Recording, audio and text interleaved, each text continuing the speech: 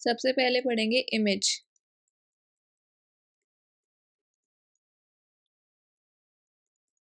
पिछली क्लास में पढ़ा था, हमारे पास फंक्शंस हुआ करेंगे, कॉम्प्लेक्स फंक्शंस देखते हैं, फंक्शन फ्रॉम सी टू सी। तो अगर इसकी इमेज देखनी हो तो वो कैसे होगी? कोई पॉइंट हम डोमेन में से उठाएंगे, z बिलोंग्स टू c, फिर इमेज क्या हो जाएगी? fz, यही होती है ना इमेज, इक्वल टू w। इसी तरीके से हम लिखते थे, तो ये इमेज हो गई। रेंज क्या हो जाएगी?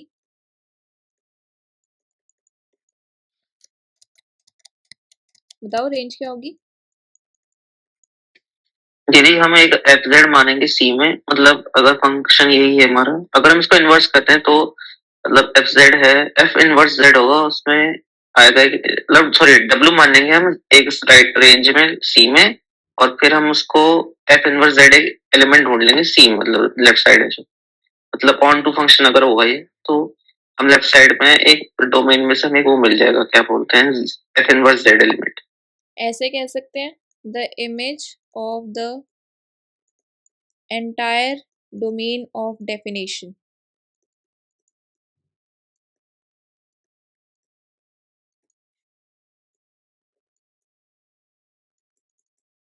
डोमेन ऑफ डेफिनेशन मैंने पिछली क्लास में बताया था ना, जब वो हम एग्जांपल्स कर रहे थे कि कहाँ पे वो एग्जिस्ट करेगा या कहाँ पे नहीं करेगा। तो वही image of the entire domain of definition is called range of F. Inverse image क्या हो जाएगी?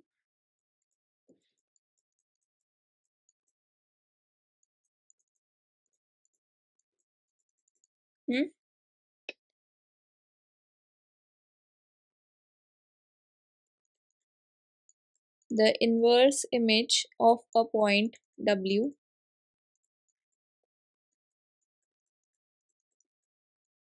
is the set of all points, यानी कि W एक पॉइंट हम उठाएंगे कहाँ से? कोडोमेन से ना, is the set of all points Z in the domain of definition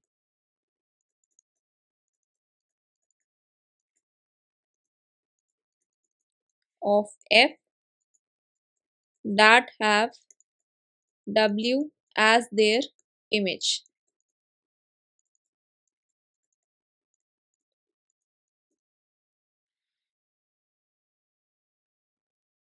अब नेक्स्ट हम पढ़ेंगे types of mapping.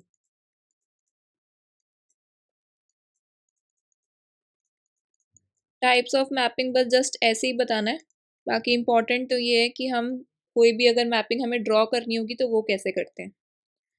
First is translation.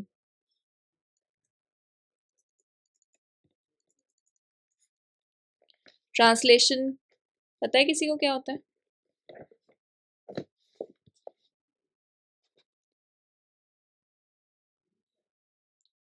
दीदी आज करवाना था कॉलेज में, पर कॉलेज में वो क्लास ही नहीं हुई तो फिर गए नहीं, आज ही मतलब स्टार्ट ही।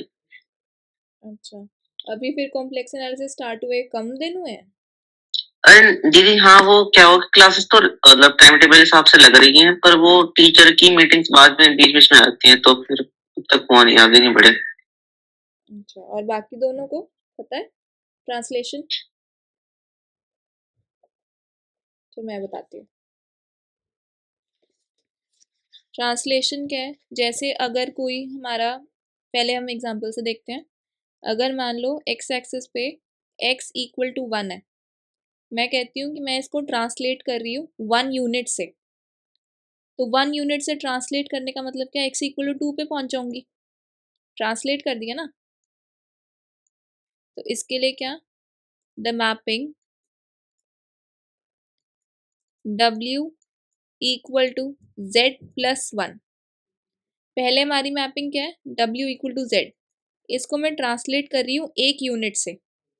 अब क्या हो जाएगा, z क्या होता है, x plus iota y plus 1, इसका रियल पार्ट इकट्ठा करके लिखो x plus 1 plus iota Y.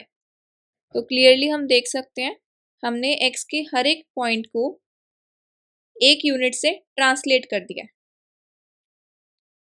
Clear हुआ ये? यस जी। ठीक है। Second is rotation.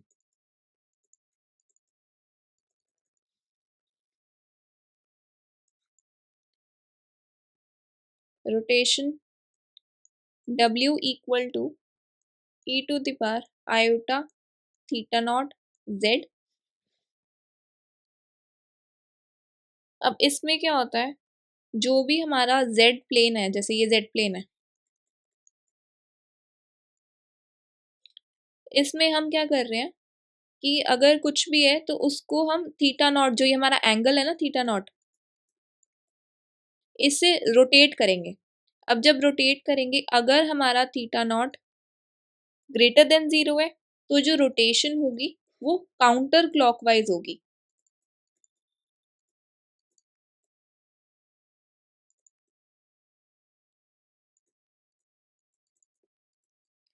अगर थीटा नॉट लेस देन 0 हुआ तो रोटेशन क्लॉकवाइज होगी।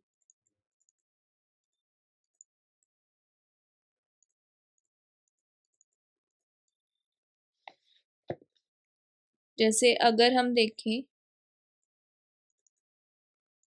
आयोटा को मैं e to the power iota pi by 2 लिख सकती हूँ। कैसे? e to the power iota pi by 2, e to the power z होता है तो क्या होता है हमारा, बताओ, पता है किसी को? e to the power x plus iota y, इसको लिख सकते हैं e to the power x into e to the power iota y। So e to the power x आ गया, और e to the power iota y को लिख सकती हूँ cos y plus iota sine y। ठीक है। यहाँ पे क्या है, e to the power iota pi by 2, तो ये क्या हो जाएगा, यानी कि इसका जो रियल पार्ट है वो तो हमारे पास है नहीं, तो यहाँ पे हो जाएगा cos pi by 2 plus iota sine pi by 2। अब cos pi by 2 0, sine pi by 2 1। सो इस वजह से मैं आयोटा को इस फॉर्म में लिख सकती हूँ। क्लियर हुआ ये? यस जी। ठीक है।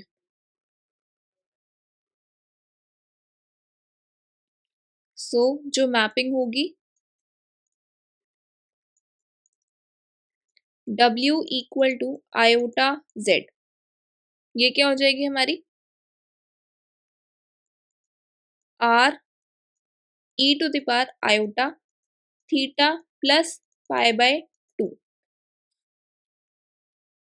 यानी कि इसमें मैंने रोटेट कर दिया पाई बाय 2 एंगल ऐड करके। ठीक है। Where Z is equals to R e to the power iota theta, मैंने बताया था ना पोलर फॉर्म में इस तरीके से लिखते हैं, rotates the radius vector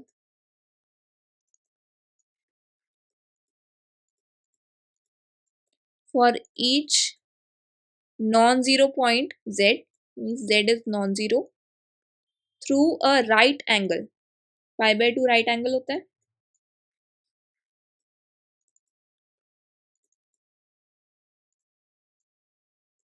about the origin in the counter clockwise direction।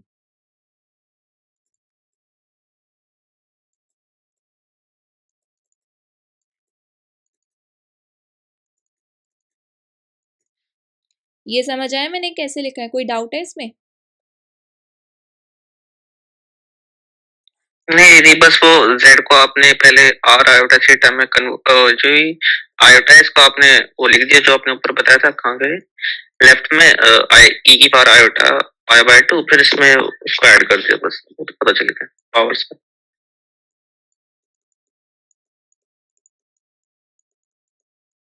ठीक है, ऐसे करा था। बाकी दोनों को क्लियर है? हाँ जी क्लियर है। ठीक है। और ये काउंटर क्लॉकवाइज डायरेक्शन क्यों, मैंने बताया कि अगर थीटा नॉट ग्रेटर देन 0 है तो रोटेशन इज काउंटर क्लॉकवाइज, ठीक है। देन थर्ड, अब इसमें कुछ नहीं है, रिफ्लेक्शन है। रिफ्लेक्शन तो हमारा कहीं यूज भी नहीं हो रहा, फिर भी मैं बता देती हूँ, नहीं भी समझोगे तो भी इसको कोई इशू नहीं है क्योंकि कहीं यूज नहीं हो रहा है। The mapping W equal to Z bar equal to x minus iota y. This transforms each point Z equal to x plus iota y into its reflection in the real axis. अब ये हो गई types of mapping. Main हमें देखना है geometry of complex valued functions.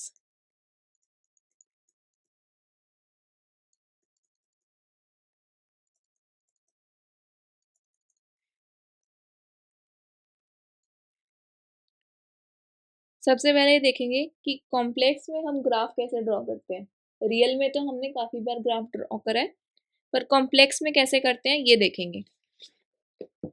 इसमें क्या करेंगे, हम दो कॉम्प्लेक्स प्लेन्स को साइड बाय साइड ड्रॉ करेंगे। इसमें जो ये वाला होगा ये Z प्लेन होगा, ये हमारा W प्लेन होगा।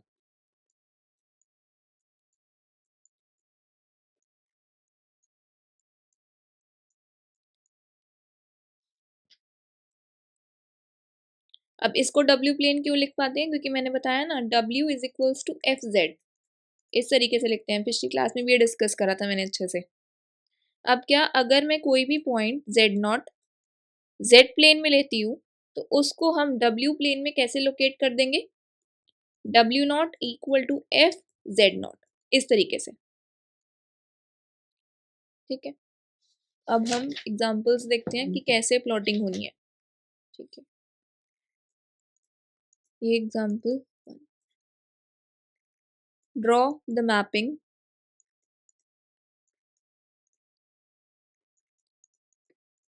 अब ये जो मैपिंग है ना, इसमें मेनली दो टाइप के क्वेश्चंस हैं, तो उन दोनों को ध्यान से समझना। और जो अभी मैंने एक क्वेश्चन की स्क्रीनशॉट लेके शेयर करा था ना, वो इसी मैपिंग वाले टॉपिक से था, इसीलिए मैंने भेजा था। 2022 वाले पेपर में आया हुआ था। This as FZ equal to Z²। अब सबसे पहले देखो, हमें पता है कि FZ इक्वल टू W होता है, यानी कि W इक्वल टू Z² हो जाएगा, क्योंकि FZ Z² हमें गिवन है।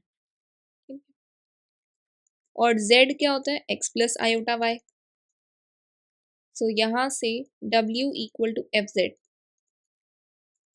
इसको मैंने बताया था ना, रियल और इमेजिनरी में लिख सकते हैं UXY प्लस आयोटा VXY, इस फॉर्म में लिख सकते हैं। अब इसी U और V की मुझे वैल्यूज फाइंड करनी है, इजीली कर सकते हैं।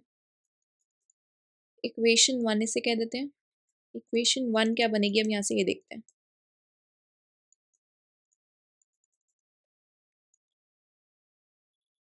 UXY plus iota VXY is equals to x plus iota y square. W की जगह पर मैंने ये पुट कर दिया है और Z की जगह पर x plus iota y put करा है। So U XY plus iota VXY is equals to x square minus y square plus 2 iota XY। अब रियल और इमेजिनरी पार्ट्स को हम लिख सकते हैं कैसे, कंपेयर करने से। U हो जाएगा हमारा x square minus y square, V हो जाएगा 2xy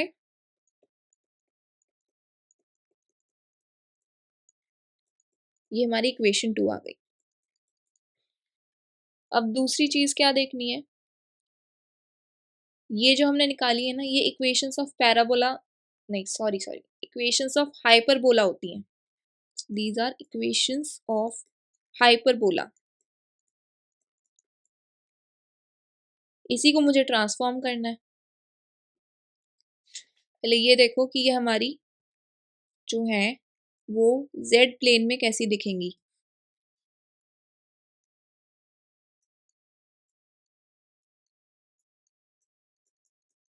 ये z प्लेन है हमारा। जो हमारा ये एक्स वाई वाला होता है ना, इसको हम रेक्टेंगुलर हाइपरबोला कहते हैं।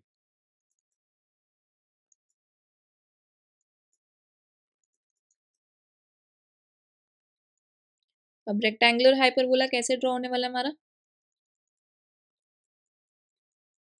इस तरीके से और ऐसे।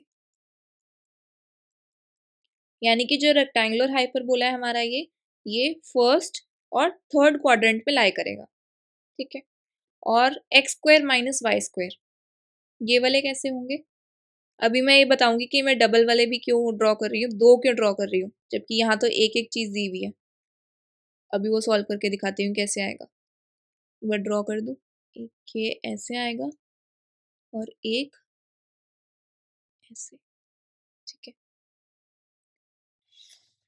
अब आगे देखते हैं कि कैसे सॉल्व करना है। सबसे पहले पहले वाले हाइपरबोला को हम देखते हैं। कंसीडर द हाइपरबोला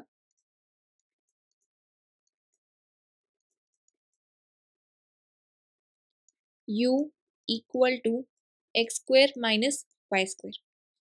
अब यहाँ से लेट करो कि u is equals to c1 greater then 0। अभी समझ आएगा कि हमने ऐसे क्यों लिया। देन u क्या है, x square minus Y square equal to c1 और c1 इज ग्रेटर देन 0। अब यहाँ से क्या करना है, x की वैल्यू निकालनी है। इजीली निकाल सकते हैं। X square is equals to, इस टर्म को राइट साइड ले जाओ, c1 plus y square. So this implies x is equals to plus minus under root c1 plus y square। इसीलिए मैंने ये दो ड्रॉ करे हैं, ये वाले जो हैं ये दो ड्रॉ करे हैं इसी रीजन से, क्योंकि दो आ रही है हमारे पास ब्रांचेस। इसको ब्रांच कहते हैं। दो ब्रांचेस आ रही है ना, एक ये आ रही है और एक ये आ रही है। So each branch of the hyperbola in equation 3 is mapped in a one-to-one manner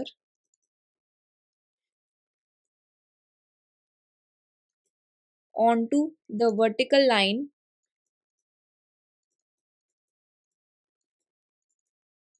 u equal to c1 when x comma y is a point on either branch।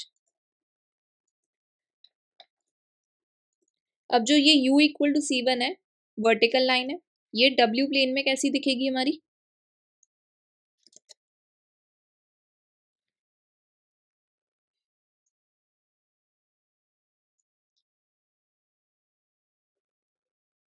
इस तरीके से होगा u इक्वल टू c1, क्योंकि z plane में ये x Y axis होती हैं और जो हमारा w प्लेन होता है उसमें ये u v इस तरीके से एक्सिस होती हैं। यहाँ तक क्लियर हुआ।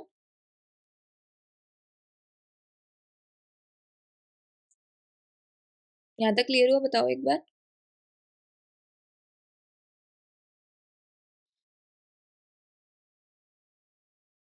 कैसे दी? बाकी दोनों को भी हो गया। दी एक बार डब्ल्यू प्लेन वाला बता दीजिए। ठीक है, इसमें हमने सबसे पहले क्या करना होगा, u इक्वल टू c1 इस तरीके से हम एक लेके चलेंगे, मतलब स्ट्रेट लाइन ही होगी। और u मेरे पास था x square minus Y square, वो मैंने पुट करा, सॉल्व करके मैंने x की वैल्यू निकाल ली। यानी कि मेरे पास ये दो ब्रांचेस आ रही हैं।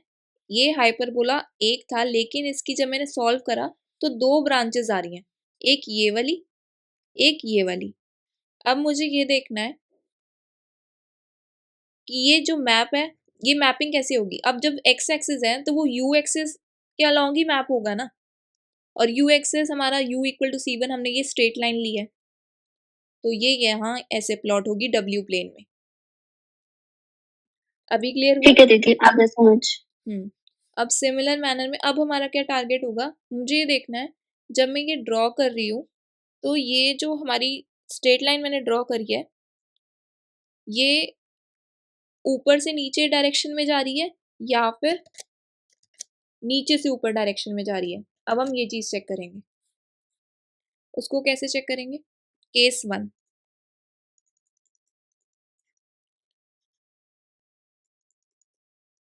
फॉर द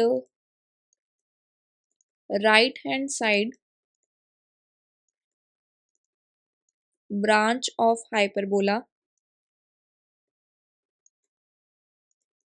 कौन सी राइट हैंड साइड ब्रांच ले रही हूं मैं? ये वाली, यानी कि when x is equals to under root c1 plus y square, और v मेरा क्या निकल के आया था ऊपर अभी? 2xy।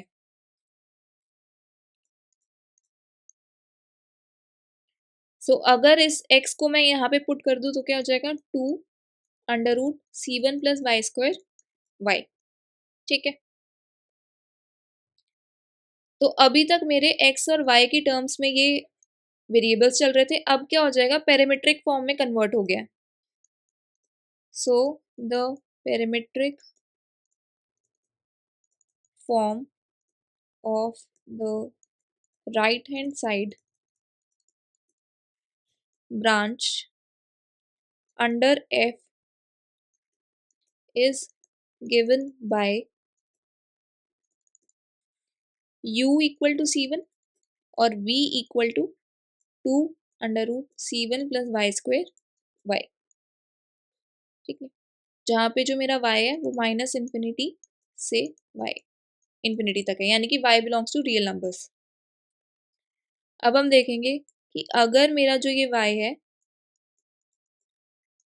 वो इस तरीके से है, यानी कि y इक्वल टू 0 को मतलब इंक्लूड कर रहा है और y लेस देन इन्फिनिटी मतलब पॉजिटिव वाले ले रहे हैं हम सारे y, तो v greater than equal to 0 होगा। ये देख पा रहे हो कि अगर y इक्वल टू 0 लिया तो v 0 हो जाएगा। y मैंने लेस देन इन्फिनिटी यानी कि अगर कोई फाइनाइट नंबर लिया, पॉजिटिव फाइनाइट नंबर, तो v मेरा ग्रेटर देन 0 होगा। इसी तरीके से और केस लेते हैं, if minus infinity less than y less than equal to 0, यानी कि ऐसे ले रहे हैं हम, ये माइनस इन्फिनिटी से इन्फिनिटी है और ये 0। पहले मैंने लिया 0 इंक्लूड करते हुए ये वाला पार्ट y का, फिर मैंने ये वाला पार्ट लिया y का। तो इस केस में क्या हो जाएगा? v will be less than equal to 0। Clear हुआ ये दोनों?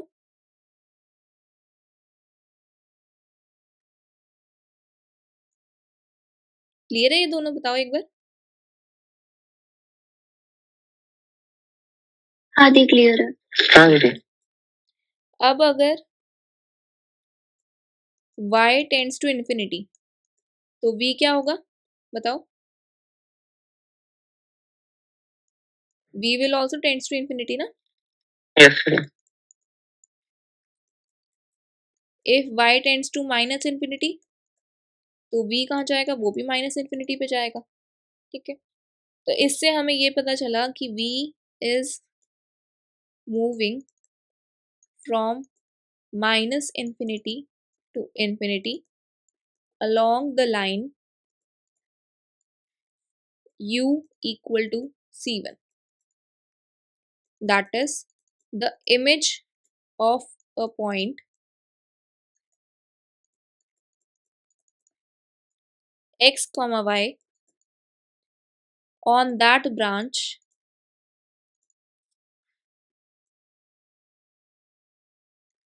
moves upward along the entire line। moves upward क्यों? क्योंकि माइनस इन्फिनिटी से इन्फिनिटी जा रहा है। as x comma y traces out the branch in the upward direction।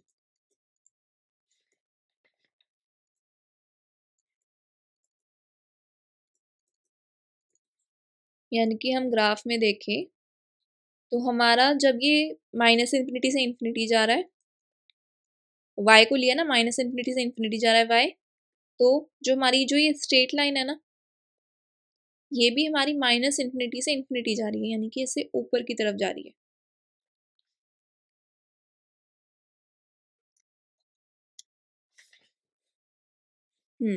Similarly case 2 discuss करते हैं। केस 2 अब हमारा होगा, सेकंड ब्रांच को कंसीडर करेंगे हम, लेफ्ट साइड वाली, जो हमारी ये वाली ब्रांच है, इसको कंसीडर करूंगी अब मैं। सो इसमें है हमारी branch minus √c1 + y²। v हमारे पास 2xy था, ये x इसमें पुट कर देते हैं, -2 √c1 + y²y। ठीक है, अब पैरामीट्रिक फॉर्म क्या हो जाएगी, u = c1 और v = -2y √c1 + y²। Again वही सारे केसेस, अगर 0 < y < है तो क्या होगा, v मुझे बताओ, मैं लिखती जाती हूँ, वो चारों ही बताने हमने फिर से। ठीक है,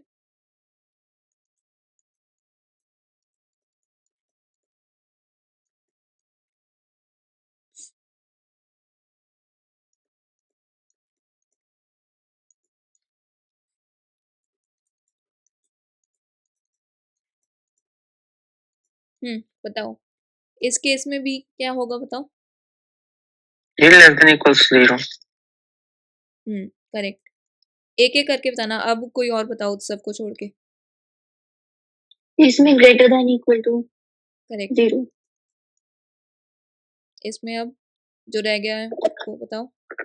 टेंड्स टू इंफिनिटी। पक्का, देखो ना, y टेंड्स टू इन्फिनिटी, बाहर ये माइनस भी पड़ा है, तो v will tends to -infinity.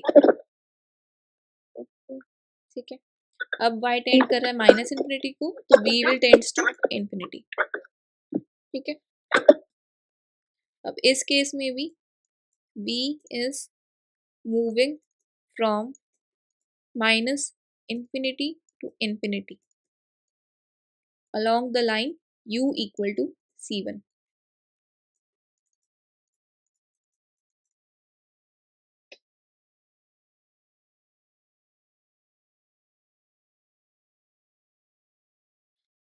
यानी कि जो हमारे ग्राफ में हम जाके देखें,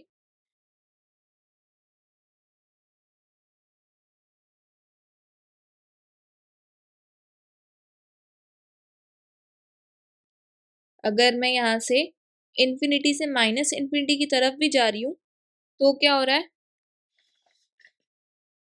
बताओ किसी को समझ आया। अगर इन्फिनिटी से -इन्फिनिटी की तरफ जा रही हूँ मैं, तो इमेज पे क्या असर पड़ रहा है, इमेज मेरी तब भी अपवर्ड ही जा रही है। देखो ना, -इन्फिनिटी से इन्फिनिटी जा रहा है अभी भी, ये देखो, यहाँ नहीं, सॉरी, यहाँ पे ये तब भी -इन्फिनिटी से इन्फिनिटी जा रहा है। ठीक है, यानी कि इसको हम कहेंगे, अब क्या करते हैं, दूसरे वाले हाइपरबोला को कंसीडर करना है। v = 2xy है, इसमें क्या करूंगी, v = c2 ले लूंगी, जैसे मैंने u = c1 कहा था, यहाँ पे मैं क्या कह दूंगी, v = c2। इसको लेट करा, दिस इज ग्रेटर देन 0 ले रहे हैं हम पहले, then 2xy = c2।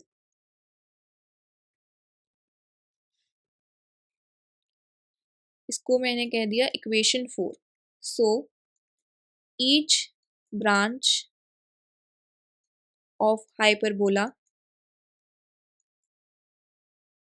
in equation 4 is transformed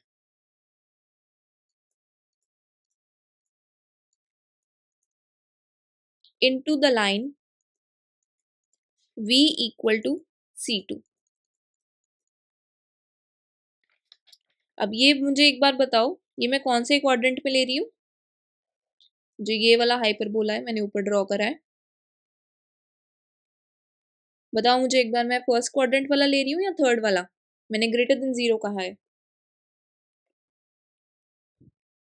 first वाला ले रही हूँ ना, फर्स्ट क्वाड्रेंट वाला, ग्रेटर देन 0 कह रही हूँ। नेक्स्ट केस में लेस देन 0 कहूंगी तब मैं थर्ड क्वाड्रेंट वाला कंसीडर करूंगी।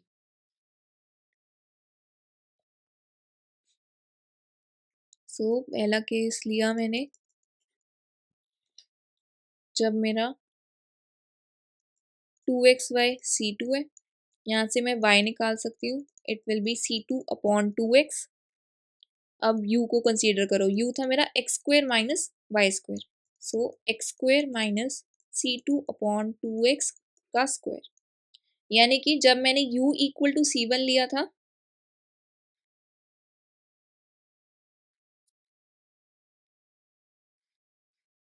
यहाँ पे u, यानी कि जब मैं राइट साइड वाला जो ये हाइपरबोला कंसीडर कर रही थी तब मैंने v की हेल्प ली थी, अब मैं v वाला कंसीडर कर रही हूँ तो मैं u की हेल्प लूंगी। ठीक है, तो यहाँ से हमारे पास ये आ गया x square minus c2 square upon 4x square.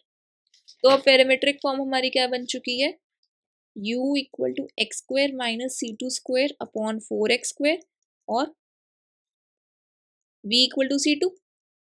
पहले था u इक्वल टू c1 और v इक्वल टू जो भी हमारा आ रहा था उस x की वैल्यू पुट करके। ठीक है, अब यहाँ पे क्या करेंगे, यहाँ पे तो देखो सिर्फ दो पॉसिबिलिटी हो सकती है ना, या तो x ग्रेटर देन 0 हो सकता है या x लेस देन 0 हो सकता है। ये बात क्लियर हुई कैसे, क्योंकि यहाँ x स्क्वायर है ना, दो ही केस हो सकते हैं।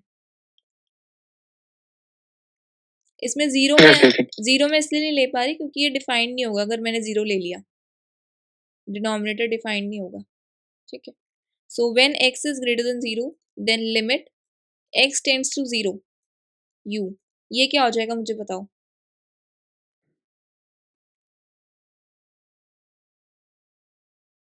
When x is tending to 0, ये पार्ट तो 0 बन जाएगा, यदि माइनस इन्फिनिटी हो जाएगा ये। यस करेक्ट, ये माइनस इन्फिनिटी हो जाएगा क्योंकि बाहर माइनस है यहाँ पे। When limit x tends to infinity, तो u पे क्या होगा ये बताओ। ये तब भी इन्फिनिटी होगा क्योंकि एक्स स्क्वायर तो इन्फिनिटी, इसका मतलब इन्फिनिटी, तो वो तो इन्फिनिटी हो जाएगा और माइनस 1/इन्फिनिटी तो 0 बन जाएगा, तो ये भी इन्फिनिटी पे ही जाएगा वापस। यहाँ पे ये देखो x लेस देन 0 वाला केस भी नहीं था, उसका रीजन ये है यहाँ तो x स्क्वायर है, चाहे x ग्रेटर देन 0 लूँ या फिर x लेस देन 0 लूँ, इस पे तो कोई असर ही नहीं पड़ने वाला क्योंकि ये x स्क्वायर है, पॉजिटिव ही रहने वाला है हमेशा। यदि व्हेन x ग्रेटर देन 0 की जगह पे लीजिए when x is not equal to 0, वो ज्यादा बेटर रहेगा मेरे हिसाब से। x तो नॉन जीरो लेके ही चलेंगे वरना यहाँ पे ना, नहीं मतलब आपने बोला है ना कि x, ये था ऊपर जब मैंने रेंज ली थी y की तो वो माइनस इन्फिनिटी से इन्फिनिटी ली थी ना, कहाँ गया यहाँ पे ये रेंज ली थी मैंने x की 0 से बड़ा और फाइनाइट नंबर होना चाहिए। ठीक है, ओके, तो ये हमारा इन्फिनिटी आ गया। ठीक है, अब यहाँ पे भी जो हमारा u है वो माइनस इन्फिनिटी से इन्फिनिटी मूव कर रहा है along the line v equal to c2।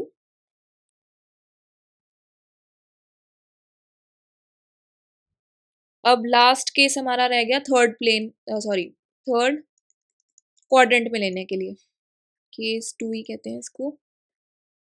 2xy is equals to c2, this implies x is equals to c2 upon 2y, then u is equals to x square minus y square is equals to c2 upon 2y square minus y square, so c2 square upon 4y square minus y square। इसमें भी same काम करना है। अब हमारी parametric form क्या बन गई है, u equal to c2 square upon 4y square minus y square और v इक्वल टू c2। अब इसमें minus infinity less than y less than 0 इस तरीके से लेंगे, अभी पता चलेगा कि मैंने ऐसे क्यों लिया है। ग्राफ में जाके बताती हूँ। When y is less than 0 तो लिमिट y टेंड्स टू 0 क्या हो जाएगा u के लिए, बताओ।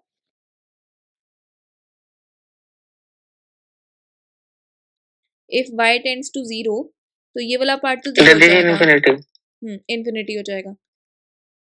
ये समझ आ रहा है ना कैसे इन्फिनिटी हो रहा है बाकियों को? हाँ जी। ठीक है। When y tends to minus infinity then limit y tends to minus infinity, ये क्या होगा बताओ।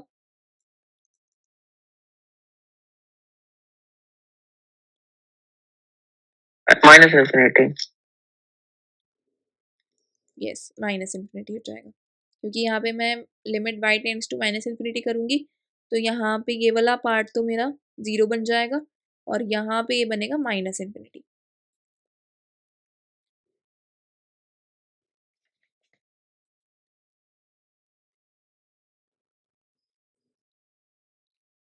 सो थर्ड क्वाड्रेंट में क्या हुआ, यहाँ पे भी माइनस इन्फिनिटी से इन्फिनिटी लिया तो क्या, और v बनाना रह गया ना, v इक्वल टू c2 है इस तरीके से। उसमें भी हमने हर बार ऑब्जर्व करा है कि वो माइनस इन्फिनिटी से इन्फिनिटी की तरफ जा रहा है, यानी कि इस डायरेक्शन में जाएगा। अगर कहीं पे इन्फिनिटी से माइनस इन्फिनिटी इस डायरेक्शन में किसी सिचुएशन में जाता है तो एरो उल्टा लगेगा, ठीक है। इस तरीके से ग्राफ बनता है। इसका एक सिमिलर क्वेश्चन, एक मिनट में आपकी एडिशन में देखो कैसा था।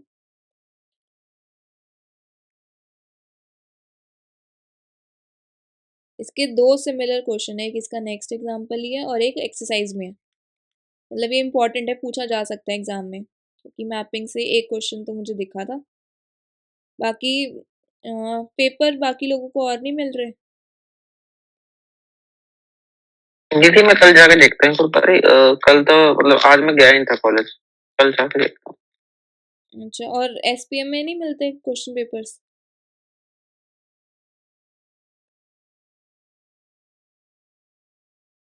बताओ दोनों।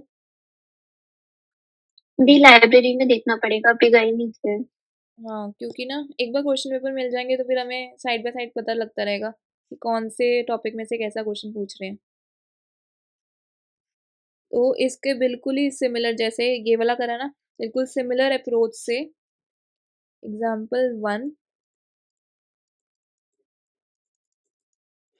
पेज 41 पे ये खुद से ट्राई करना और कोई डाउट होगा तो पूछना। वैसे जो मैं नोट्स भेजूंगी उसमें मैंने पूरा अच्छे से सॉल्व कर रखा है।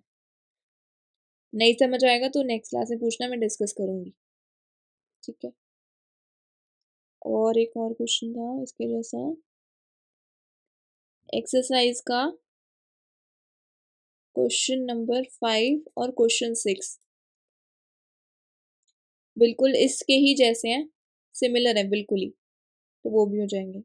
जो अलग अलग वाले हैं वो वाले मैं करा रही हूँ। अब अगला एग्जाम्पल देखते हैं एक्सपोनेंशियल वाले में कैसे होगा। ये एग्जाम्पल 2 है, पेज 42 पे मैं ये वाला करवा रही हूँ।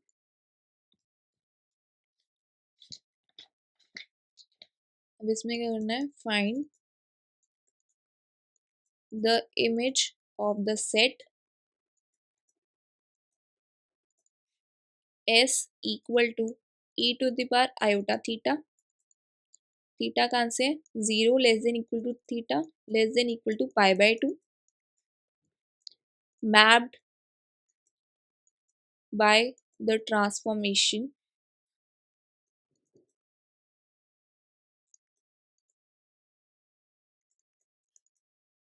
W equal to Z square.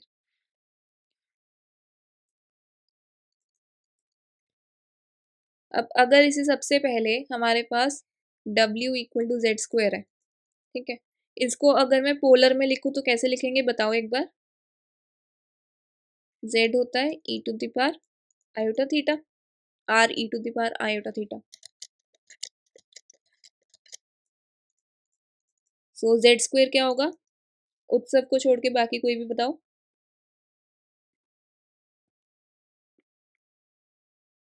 Are square e theta e to the power 2 iota theta. Yes correct. ठीक है, सबसे पहले पोलर फॉर्म में इस तरीके से लिखा।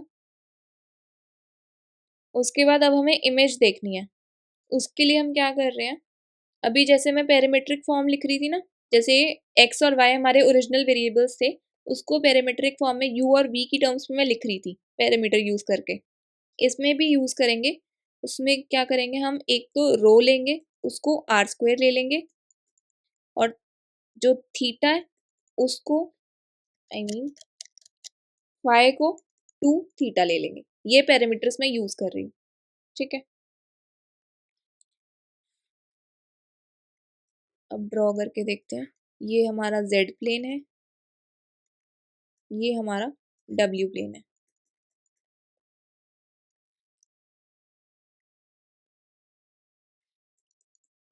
The points z equal to r naught e to the power iota theta on a circle r equal to r naught, बस रेडियस r की जगह मैंने r naught लिख दिया।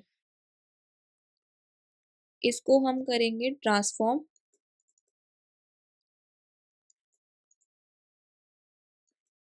Into points. कौन से पॉइंट्स, जो ऊपर w मैंने लिखा है, w equal to r naught square e to the power 2 iota theta.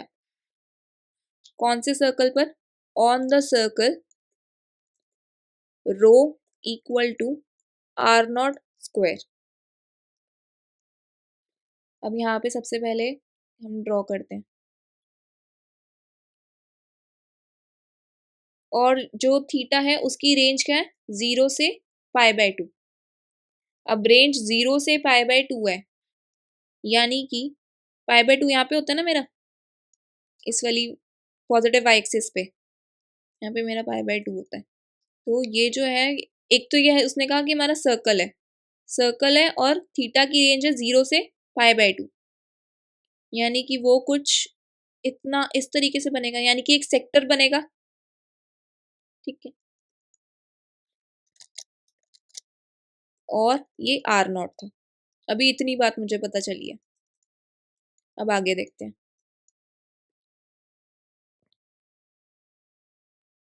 अब मैंने ये बताया था ना कि अगर थीटा मेरा ग्रेटर देन 0, तो जो काउंटर क्लॉकवाइज डायरेक्शन होती है ना, यानी कि जो ये मेरा सर्कल है, ये काउंटर क्लॉकवाइज डायरेक्शन में मूव करेगा, from the positive real axis to the positive imaginary axis. ये इमेजिनरी एक्सिस है ना, ये एक्स एक्सिस है, ये वाई एक्सिस है।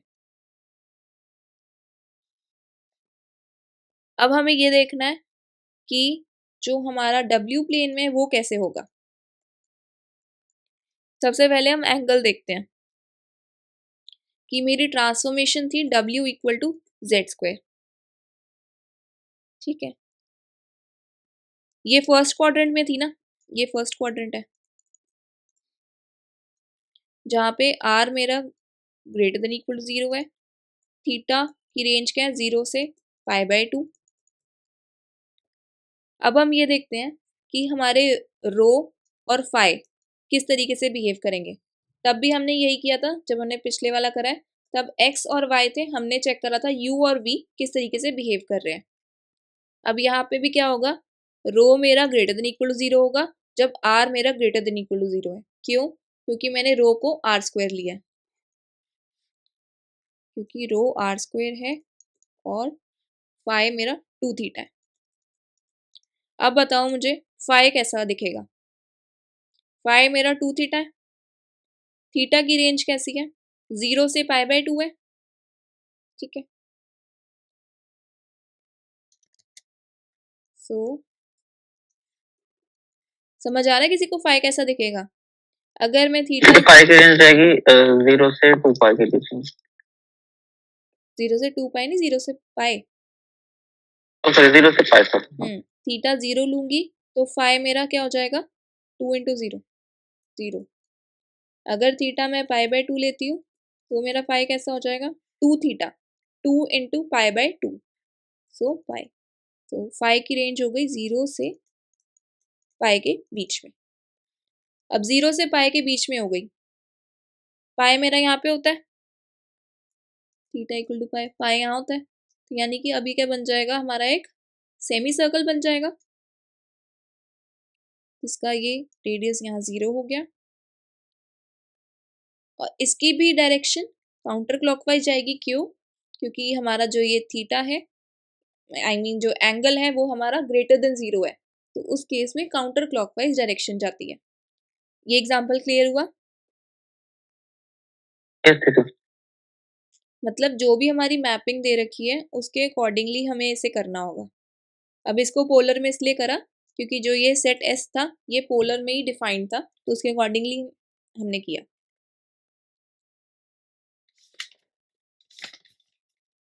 ठीक है, अब इसके जैसा देखो कोई क्वेश्चन एक्सरसाइज में है।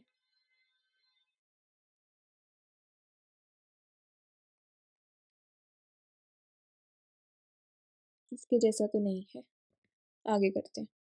आगे अब ये जो मैपिंग वाला है वो तो पूरा हो चुका है। एक्सरसाइजेस में मैं एक क्वेश्चन डिस्कस कर रही हूँ। कौन सा क्वेश्चन है? इसके 3 पार्ट्स हैं, एक मैं डिस्कस कर रही हूँ, बाकी 2 आप ट्राई करोगे क्योंकि वो सिमिलर है बिल्कुल ही। सो क्वेश्चन नंबर 8, और हाँ जो मैंने अभी कराया ना उसी से रिलेटेड है। हाँ ये तो उसी से रिलेटेड है। करोगे एक बार एक पार्ट ट्राई? इसके 3 पार्ट्स है क्वेश्चन 8 के। यस दीदी। W इक्वल टू, अब क्या करो, Z क्यूब वाला करो, कुछ अलग हो जाएगा। और रेंज बताती हूँ मैं, सेट के दे रखा है, इसमें भी हमें सेक्टर ही दे रखा है, R less than equal to 1, 0 less than equal to theta less than equal to π/4। और क्वेश्चन है sketch the region onto which the sector this is mapped by the transformation W equal to Z cube. ये B part है, A और सी हमारे homework रहेंगे।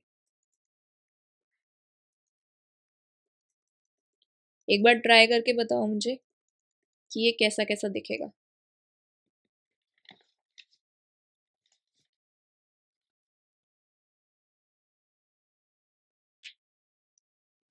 ऊपर वाला दिखा दूँ, साथ साथ थोड़ा सा आइडिया रहेगा कि कैसे कैसे है।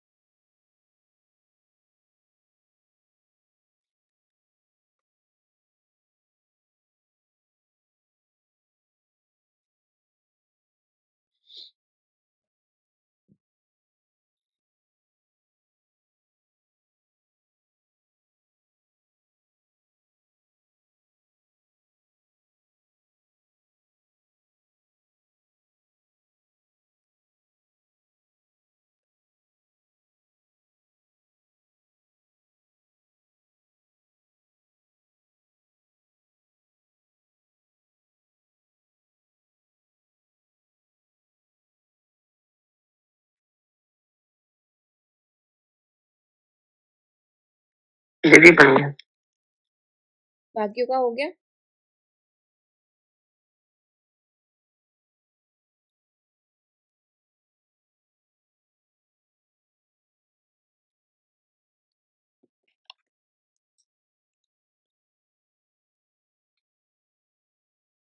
सबसे पहले जेड प्लेन ड्रॉ करती हूँ।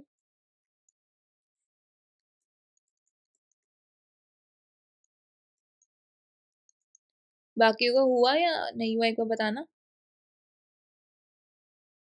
दी अभी हुआ नहीं है। मैं करवाऊं?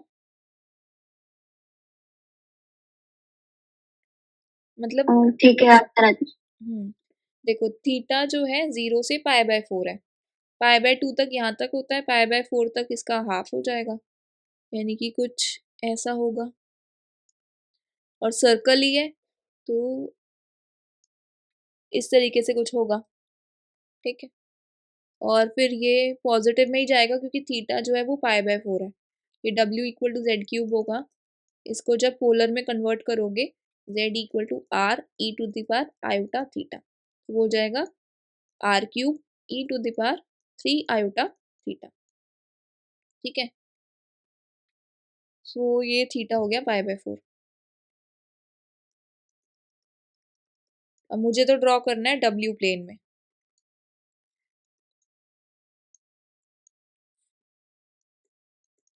W प्लेन में ड्रॉ करना है तो जो हमारे पैरामीटर्स होते हैं, यहाँ पे क्या हो जाएगा, रो तो मैं ले लूंगी R³ और फाई को 3 थीटा, ठीक है। अब जब मेरा R greater than equal to 0 होगा,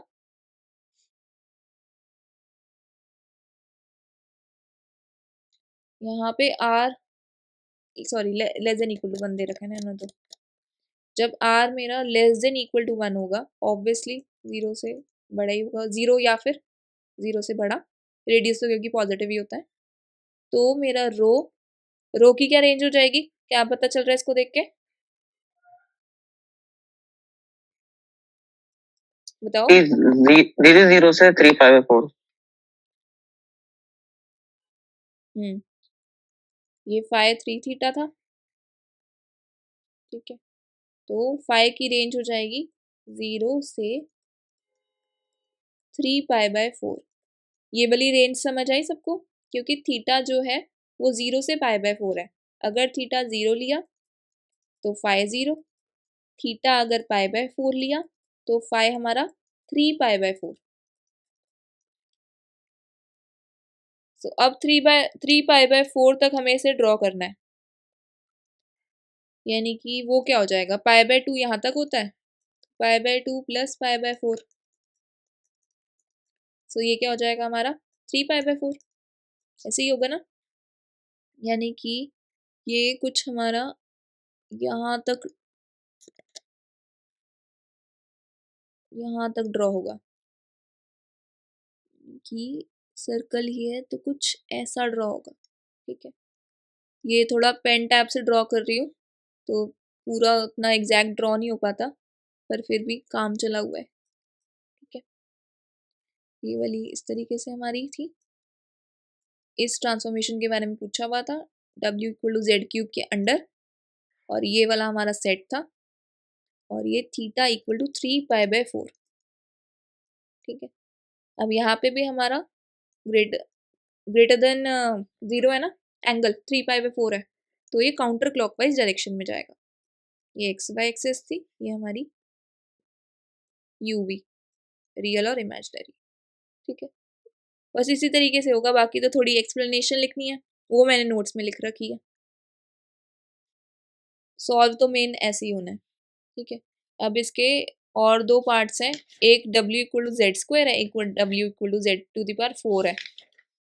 और आपको जो मैंने वो भेजा ना क्वेश्चन ग्रुप में, वो ऐसा ही है, यही वाला है।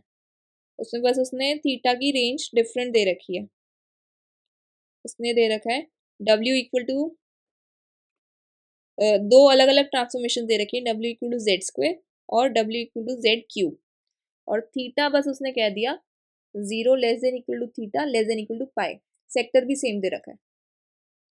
तो ये क्वेश्चन 6 मार्क्स में आया हुआ है हमारा, और इजी सा है, ज़्यादा टफ है ही नहीं इसमें कुछ भी, बस पोलर फॉर्म में कन्वर्ट कर दिया और रेंज देख लेनी है पैरामीटर्स में कन्वर्ट करके कि कैसी होगी। क्लियर हो गया ये क्वेश्चन? यस दीदी। ठीक है, तो फिर हाँ जो दीदी ये क्लियर। क्वेश्चन 1 का A पार्ट है ना, जो मैंने भेजा है ग्रुप में, ये करके तीनों ही मुझे फोटो इस ग्रुप में ही भेजना, ताकि मुझे पता चलता रहे कि प्रैक्टिस कर रहे हो या नहीं। थोड़ा सा छोटे बच्चों जैसा लगेगा, लेकिन मैं चाहती हूँ कि प्रैक्टिस साथ साथ चलती रहे, नहीं तो दिक्कत हो जाएगी। क्योंकि पेपर में तो देखो एक्सरसाइज के क्वेश्चन उठा के देगा, थोड़ा सा चेंज करके, सेम तो देगा नहीं।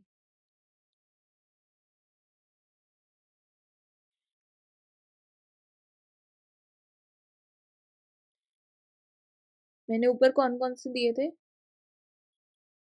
हाँ, एक क्वेश्चन 7 भी कर लेना, वो भी हो जाएगा अब। ठीक है, कोई सा भी ना हो ग्रुप में ही लिख देना, हम नेक्स्ट क्लास में डेफिनेटली डिस्कस करेंगे उसे, पर पहले ट्राई खुद से करना है।